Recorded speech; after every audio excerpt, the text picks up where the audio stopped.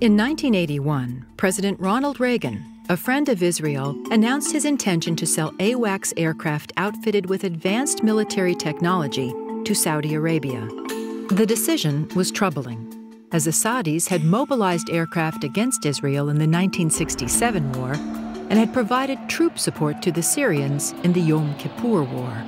AIPAC board decided that this was something that we would oppose, and we mobilized to do everything that we could.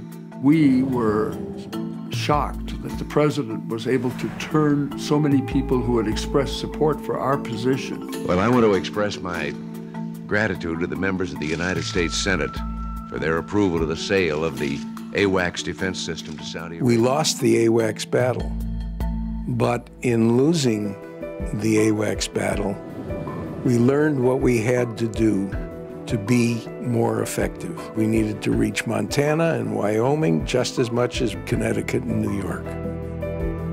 We needed to become more bipartisan, and we needed to become more of a grassroots organization.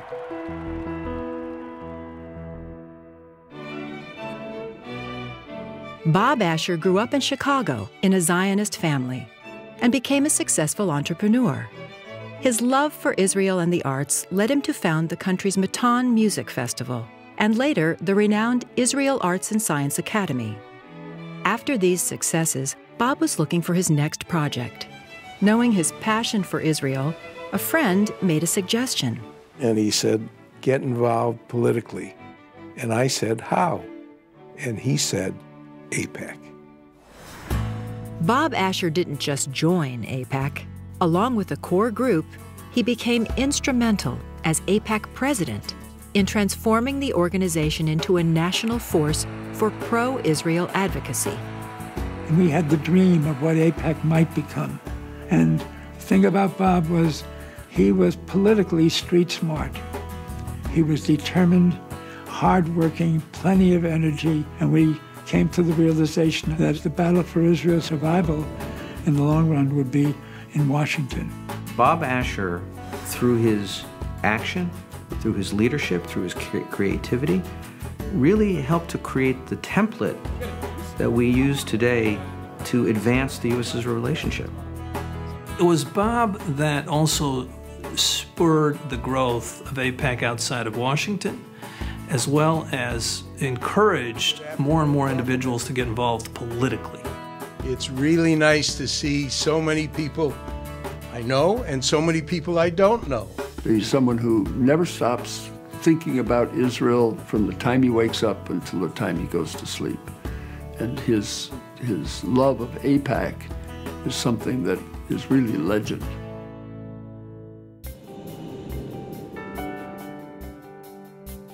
Bob made a personal commitment all these years back to do whatever it takes to build relationships with members of Congress that matter. He's built them over years, and they're sustained, and he's still at it. I first met Bob Asher when I was a staffer for Congressman John Porter.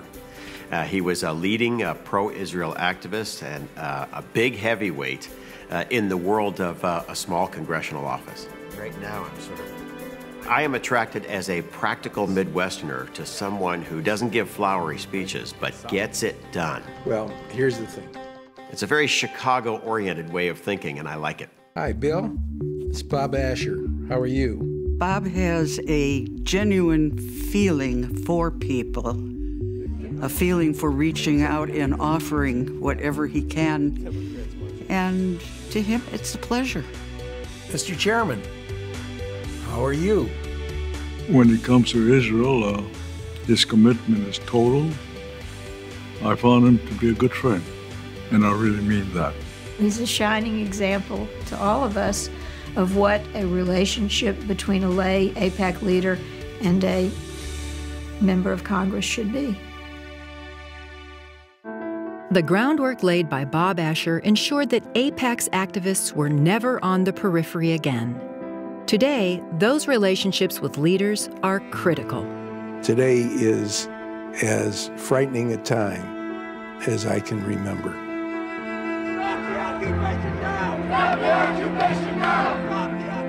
And that's why it's so much more important today for people to make their voices heard, for people to really do something. Something else.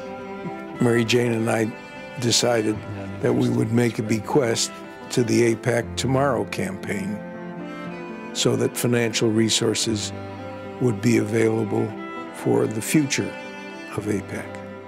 I think that a legacy gift is one of the few opportunities you have to do something that goes beyond you.